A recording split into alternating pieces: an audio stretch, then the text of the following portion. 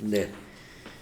자, 우리 교재 390쪽에 있는 분계 연습 지난 시간에 이어서 하도록 하겠습니다. 자, 분계가 이 122번까지니까 네, 마지막 분계 연습 같습니다.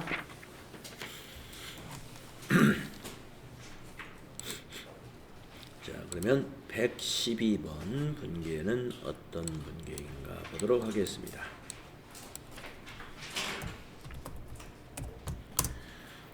정부 보조금 1억 원으로 7월 1일에 구입한 시설장치 취득원가는 1억 5천만 원. 이거를 정액법으로 감가상각비를 계상하였다. 내용연수는 4년이며 월할 상각한다. 네,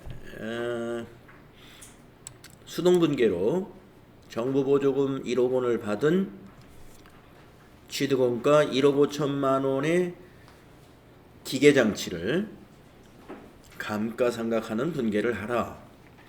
이런 얘기입니다. 정액법이고 내용연수 4년이다. 근데 이 기계는 올해 7월 1일 날 구입했어요. 그러면 6개월치만 하게 되겠죠. 근데 정부 보조금도 같이 상각을 하는 분계를 같이 해줘야 되겠습니다. 자, 어떻게 하느냐? 감가상각비를 먼저 계산해 보겠습니다. 감가상각비는 1억 5천만 원 취득원가를 내용연수 4로 나누고 6개월치만 해야 되니까 절반으로 또 나눠야 되겠습니다. 그러면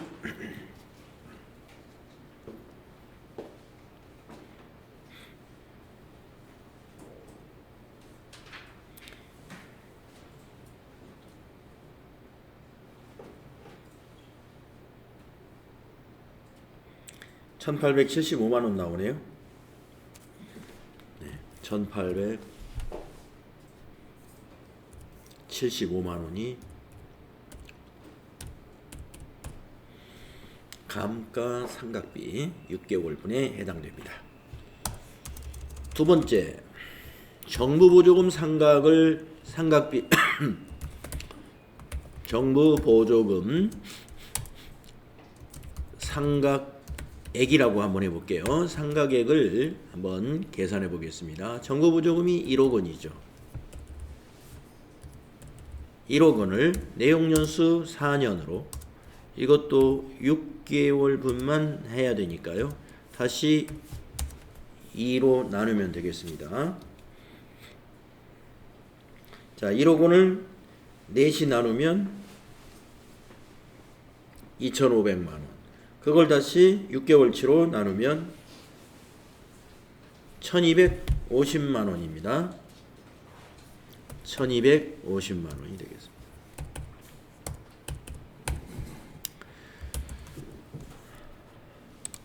자, 이렇게 계산을 먼저 하셔야 분계가 가능하겠죠. 어떻게 하느냐? 차변의 감가상각비 1,875만 원, 대변의 감가상각 누계액 기계장치의 차감 계정으로 코드 잘 골라야 되고요. 1,875만 원.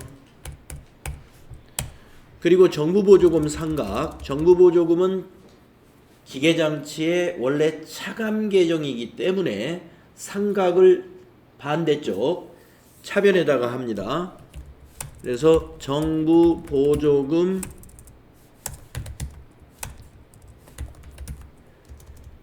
$1,250만 차변에 상각하고 대변에 오는 계정 과목이 뭔가를 잘 알아야 돼요. 감가상각비에서 빼줍니다. 1,250만. 그래서 손익계산서로 가는 감가상각비가 얼마냐? 그러게 되면은 1,875만 원 비용 발생했다가 정부 보조금 상각할 한 부분 1250만 원이 비용에서 취소가 되기 때문에 625만 원이 손익계산서에 가는 감가상각비가 되는 거죠. 네, TAT 2급의 이론에서 특히 이론에서 정부 보조금에 관한 문제가 과거에 많이 나왔었습니다. 거의 매번 시험에 나왔었거든요. 그런데 최근에는 좀 뜸해진 거는 있어요. 최근에. 그러니까 제가 이제 최근이라는 것은 우리 교재에 실려 있는 내용이니까 작년도까지를 작년도 2022년도를 말하는 겁니다. 그러니까 이제 2023년도 문제는 지금 교재에는 실려 있지 않고 홈페이지에만 있을 텐데, 하여튼 정부 보조금 관련 문제는 나올 수 있다. 네. 2023년도에도 아마 나온 걸 제가 본 것 같고요. 24년도, 25년도 앞으로도 한 문제 정도 나올 수 있다는 거 잘 알아두셔야 되고요. 이렇게 감가상각하는 방법 이거 알고 계시면 되겠습니다. 다음 문제 한번 보겠습니다.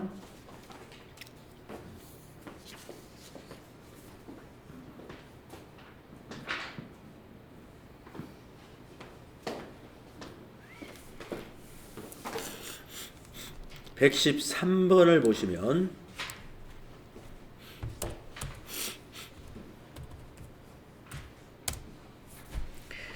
결산일 현재 유형자산에 해당하는 장부금액 2억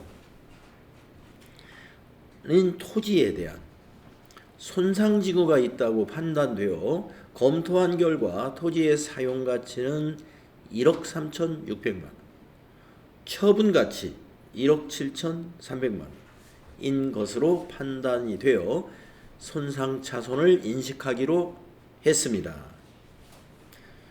자, 손상차손이라는 것은 우리 토지에 손상지구가 있다. 손상지구라는 건 뭐 여러 가지 원인이 여러 가지가 있을 수 있습니다. 건물 같은 경우는 뭐 지진이 발생했다든가 뭐 건물에 어떤 큰 충격을 입은 거 뭐 이런 것 등이 이제 손상징후라고 볼 수가 있는데, 글쎄요, 토지의 손상징후라는 것은 뭐 오염 발생, 아무튼 그래서 지금 우리 회사의 장부 금액은 토지가 지금 2억 원인데 시장에 팔면 1억 7,300. 우리 회사가 평가하는 사용가치로는 1억 3,600이다. 그러면 여러분이 어떤 가격으로 평가해야 되느냐? 요 두 개의 가치 중에서 큰 것을 적용하시라. 맥스라고 이렇게 돼 있죠. 여러분 아마 어떤 해설집이나 이런 데 보면은 맥스 가로 열고 사용가치 콤마 처분가치 이렇게 돼 있을 거예요. 그러면 맥스는 최대값이잖아요. 최대값. 그러니까 큰 것으로 평가해라. 큰 것으로. 그래서 사용가치보다는 처분가치가 더 크기 때문에 1억 7,300으로 토지를 평가하면 됩니다. 그러면 어떻게 해야 평가가 되느냐? 차변에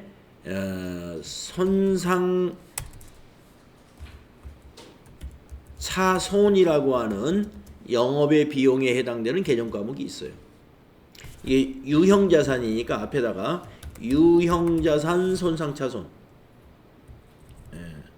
유형자산 손상차손 하겠습니다. 1억 7,300만 원으로 평가하려면 얼마를 빼야 되냐면 2억 7천만 원을 인식해야 되죠. 2억 원짜리를 1억 7,300으로 평가해야 되니까 차이가 2억 7천만 원. 이것이 유형자산 손상차손이 되고요. 대변에 오는 것은 차감 계정을 쓰는데 이것을 손상차손 누계액, 우리가 감가상각할 때는 감가상각 누계액이라는 차감 계정으로 자산을 차감시키잖아요. 손상차손도 같은 방법으로 차감 계정을 만들어서 차감을 시킵니다. 손상차손 누계액 2,700만 원. 물론 이 손상차손 누계액의 계정 코드를 만들 때는 토지의 손상차손 누계액이니까 토지의 차감 계정으로 성격을 만들어서 계정 과목 등록을 해야 돼요.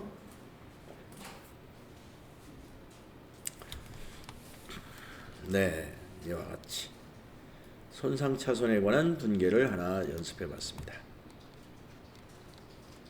다음은 114번은 어떤 문제인가 보겠습니다. 무형자산으로 계상되어 있는 특허권 장부 금액은 500만 원인데요. 더 이상 사용할 수가 없어 사용을 중지하고 처분을 위해 보유하고 있는데 단기말 일반 기업회계 기준에 의한 회수 가능 금액은 300만 원이다. 여기도 이제 우리가 보유하고 있는 특허권이 더 이상 어떤 이유 때문에 사용할 수 없게 됐어요. 그래서 우리가 이제 특허권을 처분하기로 했단 말이에요. 예, 이 특허를 출원하는데 우리가 500만 원이 들였던 투자가 되었던 그런 특허권이었습니다. 그래서 장부 금액이 500이에요. 근데 이걸 만약에 누구에게인가 다른 기업에게 이걸 처분하려면은 처분 금액이 300만 원으로 확인되었다 이겁니다. 회수 가능 금액 이것은 처분 금액을 말하는 거예요. 자, 그러면은 처분할 수 있는 금액이 300만 원이니까 이것도 손상차손을 인식하라는 문제입니다. 그래서 차변에 이것은 무형자산이죠. 무형자산 손상차손 영업의 비용입니다. 300만 원. 대변에 손상차손 누계액 300만 원. 손상차손 누계액은 예. 200이네요. 예, 금액이 예. 회수 가능액이 300이니까 네, 계산 잘못됐네요. 200이네요. 네. 대변에 있는 손상차손 누계액의 코드는 역시 아까 토지도 그랬듯이 이것도 특허권의 차감 계정의 성격으로 계정 과목을 추가해서 차감시키는 거예요. 계정 과목 및 적용 설정이라는 그 메뉴에서 그렇게 하는 거고요. 자, 114번은 무형자산 손상차손에 관련된 연습이었습니다. 자, 이렇게 해서 114번까지가 수동분계, 수동결산이죠. 수동결산을 쭉 최근에 연습을 했고, 다음 115번부터는 자동결산 연습이 되겠습니다. 자, 자동결산이라는 건 우리가 이제 분계를 직접 입력하는 것이 아니고 전표를 다 입력하는 것이 아니라 어떻게 자동결산, 즉 결산자료 입력에다가 입력을 하고 뭘 어떻게 해야 되는지 그런 것들을 한번 확인해 보겠습니다.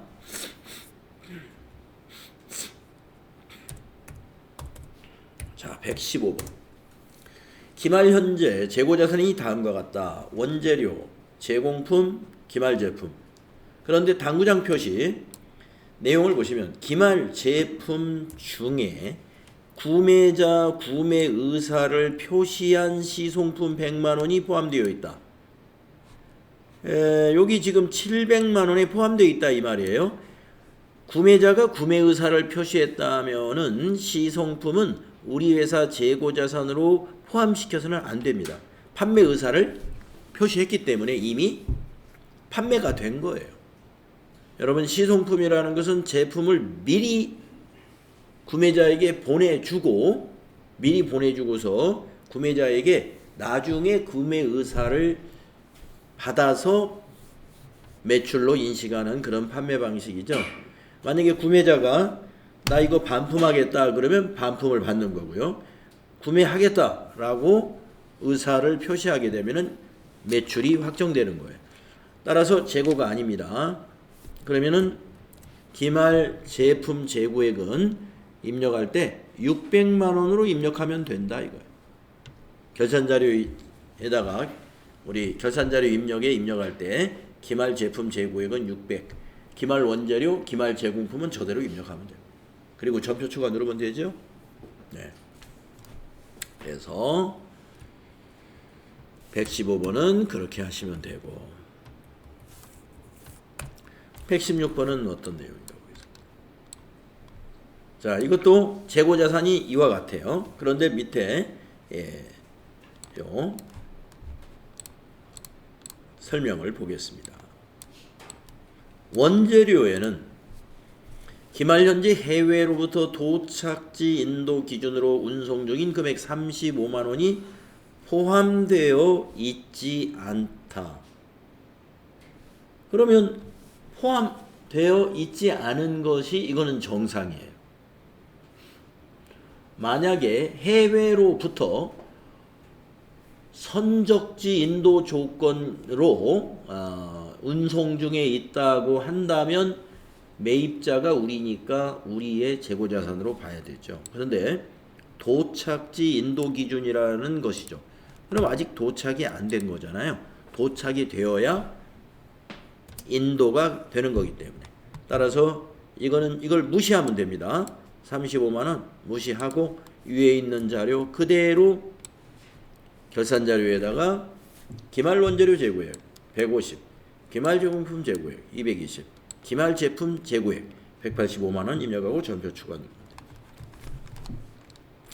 다음에 117번은 어떤 거냐? 117번 볼까요? 기말 현재 재고자산은 다음과 같다.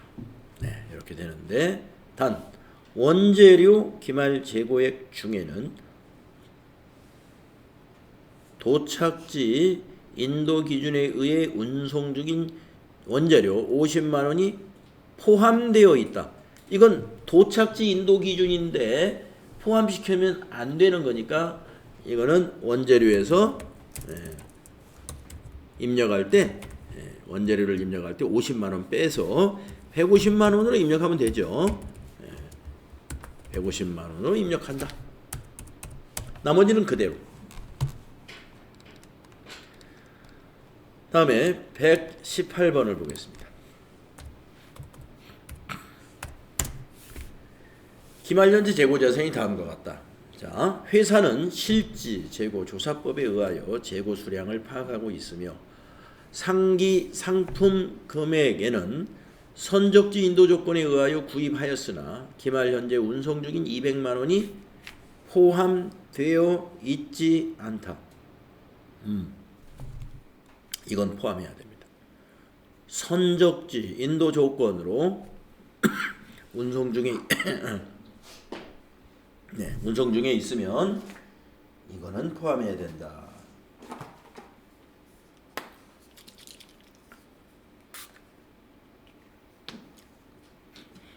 선적지 인도 조건이면 포함해야 됩니다. 그러면 이제 기말 상품 재고액은 150을 더해가지고 200을 더해가지고 3,320만 원으로 입력해야 됩니다. 여기를 3,000 이걸 더해서 3,320만 원으로 기말 상품 재고액에 입력하고 전표 추가합니다.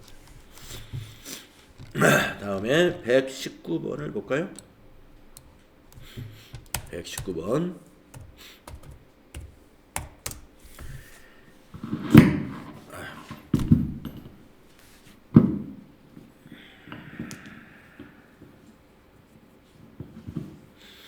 기말 현재 재고자산은 다음과 같다. 단 제품 금액에는 판매용으로 제작하였으나 당사에서 제품 제조 시 사용하기로 한 기계장치 5천만 원이 포함되어 있으므로 타계정 대체를 일반 전표 입력 메뉴에 처리하고 결산 자료 입력을 하시오. 자, 우리 회사에서 만든 제작한 제작했으니까 이제 기계겠죠. 기계장치네요. 우리 회사에서 제작한 건데 우리 회사에서 사용하기로 했다는 거예요. 그런데 그게 5천만 원짜리예요. 그것이 기계장치 5천만 원이 포함되어 있다. 제품에 포함되어 있다 이 말이죠. 우리가 제작한 거니까 제품이죠. 제품 금액에는 판매용으로 제작했으나 당사에서 제품 제조 시 사용하기로 한 기계장치 5천만 원이 포함되어 있습니다. 빼줘야죠. 그러면 타계정 대체를 일반 전표 입력 메뉴에 어떻게 입력하고 빼주냐면 여기서 일단 결산자료 입력에 입력할 때는 5천을 빼고 2억 3,100만 원으로 입력을 합니다. 근데 결산자료에 입력하기 전에 해야 될 게 일반 전표에 해야 될 게 있죠. 일반 전표 12월 31일에다가 어떻게 입력하느냐. 차변에 기계장치 우리 회사의 유형자산으로 잡는 거예요. 5천만 원. 대변에 제품. 그런데 적요를 8번을 꼭 넣어줘야 됩니다. 타계정 대체로 인식해 주어야만이 손익계산서가 맞게 돼요. 그래서 대변의 제품 5천만 원 이렇게 입력하신다.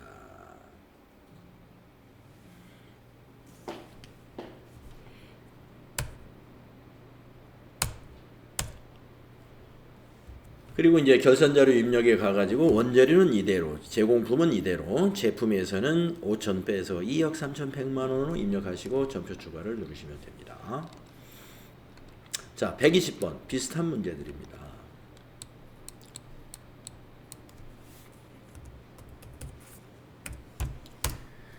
기말 현재의 재고자산이 다음과 같다.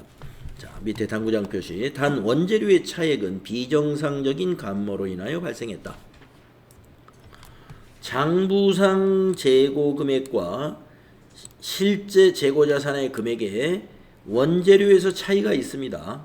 200만 원만큼 부족해요. 재고조사를 해보니까 실제 금액이라는 게 재고조사를 했다는 거예요. 제공품과 제품은 딱 맞습니다. 자, 비정상적인 감모, 비정상적으로 원재료가 어디론가 없어졌다는 거예요. 그러면 이거는 영업의 비용 처리를 해야 되니까 일반 전표에다가요. 이거 12월 31일 일반 전표에 차변에 재고자산 감모 손실이라는 영업의 비용 계정 과목이 있습니다. 200만 원 비용 발생시켜요. 대변에 원재료죠. 원재료. 이것도 적요를 코드 8번 넣어줘야 됩니다. 적요 8번 코드를 꼭 넣으시고 자산 감소 시키면 돼요. 그렇게 한 다음에 결산자료 입력에 재고자산 입력할 때는 장부상 금액을 입력하는 것이 아니라 항상 실제 금액으로 결산자료 입력할 때는 입력해 주어야 되죠. 그리고 전표 추가 누르는 거예요.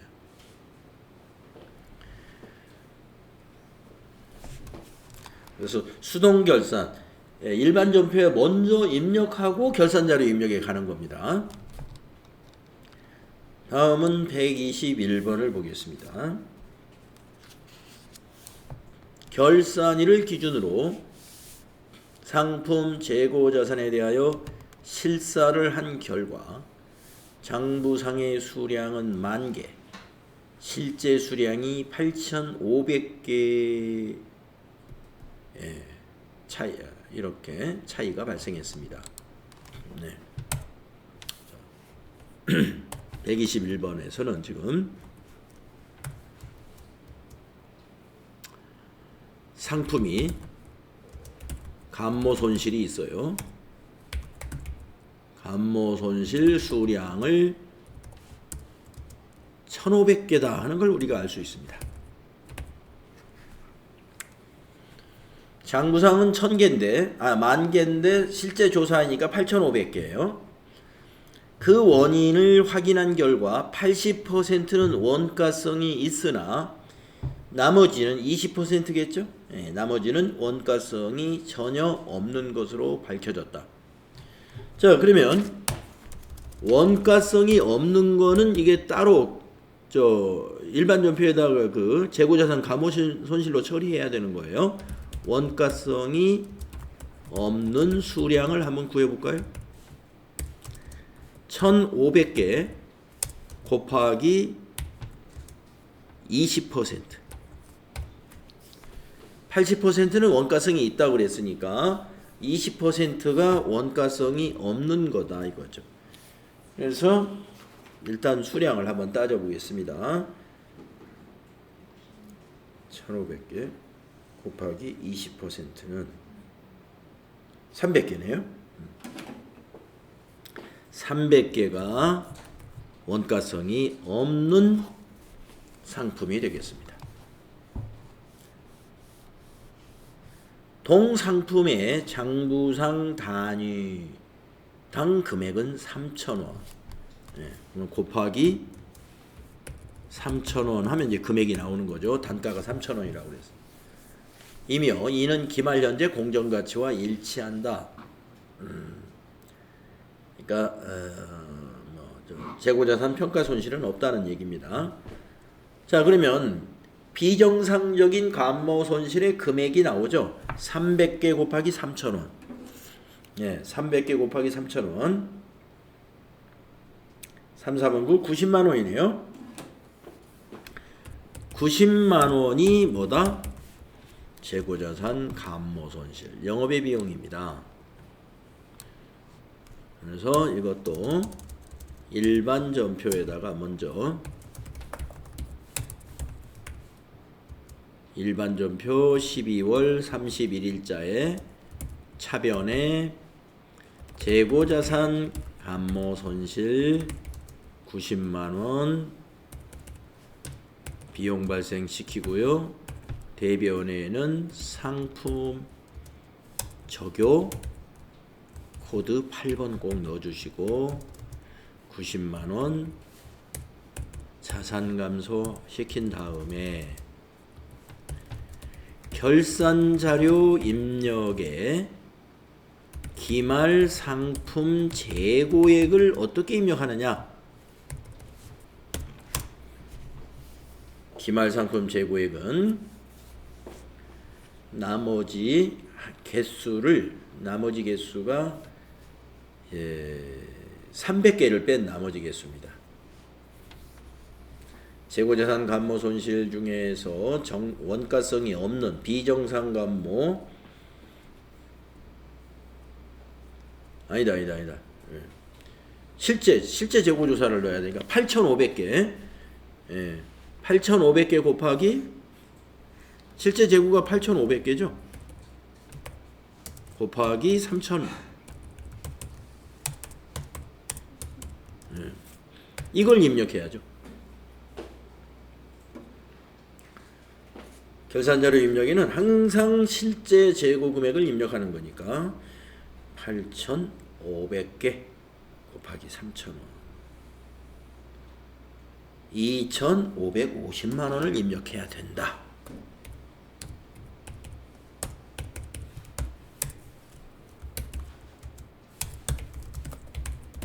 네, 그리고 전표 추가 누르면 돼요.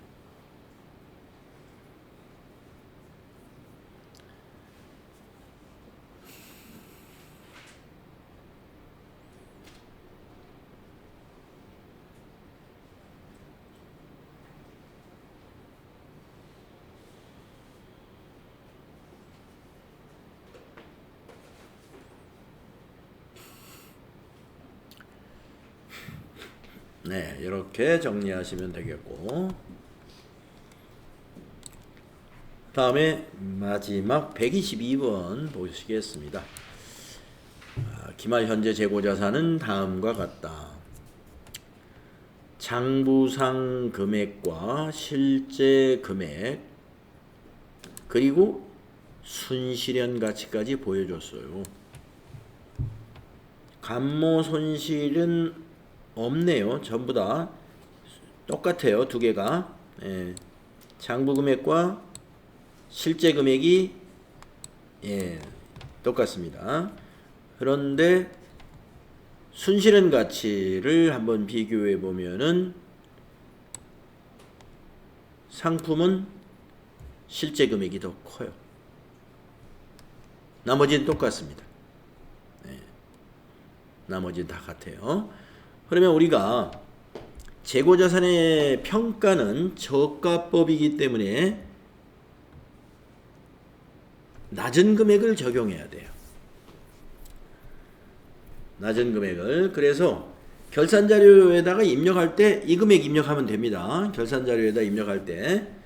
네, 여기서는 실제 금액을 입력하는 게 아니라 순실현 가치. 예. 그러니까 지금 뭐 재고자산별로 다 따져봐야 되겠습니다만은 다 똑같으니까 이거는 다 똑같으니까 그대로 다 입력하고 상품만 순실현 가치로 입력하면 돼요. 상품만. 자, 밑에 당구장 표시에 있는 내용은 뭔가 보겠습니다. 재고자산의 시가 순실현 가치는 일반 기업의 기준상 저가법의 사유로 인하여 발생된 것이다. 네. 그러면 이건 별도의 분계를 하느냐? 분계할 필요 없습니다. 왜냐하면은 재고자산의 평가 손실은 매출 원가로 보는 거거든요. 매출 원가로 보기 때문에 이렇게 입력을 하면 상품의 요 500만 원 차이 나는 것이 자연스럽게 매출 원가로 들어갑니다. 그래서 별도의 분계는 없이 3,500만 원으로 입력하시면 됩니다. 그래서 우리가 여기서는 이제 실제 어떤 회사 백데이터를 줘가지고는 연습을 안 해봤습니다만은 정리를 한번 해봤습니다. 이렇게 해서 분계 연습을 다 마쳤고 우리 이제 392페이지부터는 뭐냐면은 유형별 연습 문제가 아니고 어떤 그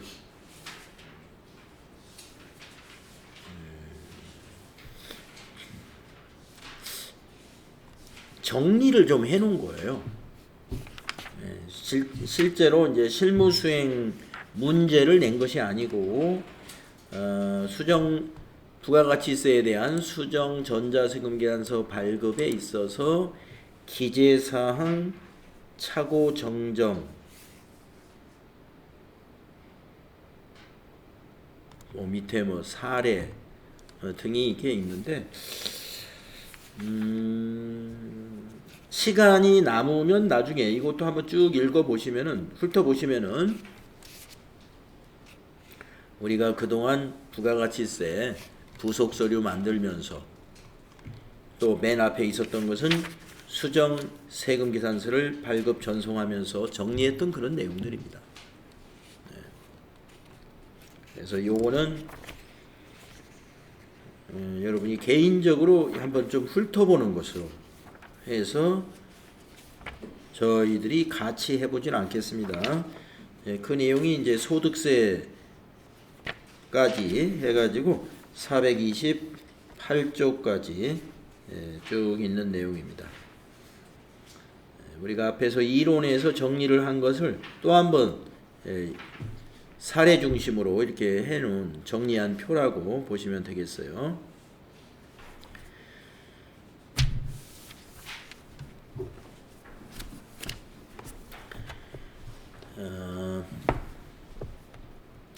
혹시 분계 연습 오늘 한 것 중에서 여러분 질문 있으시면 질문 받아볼까요?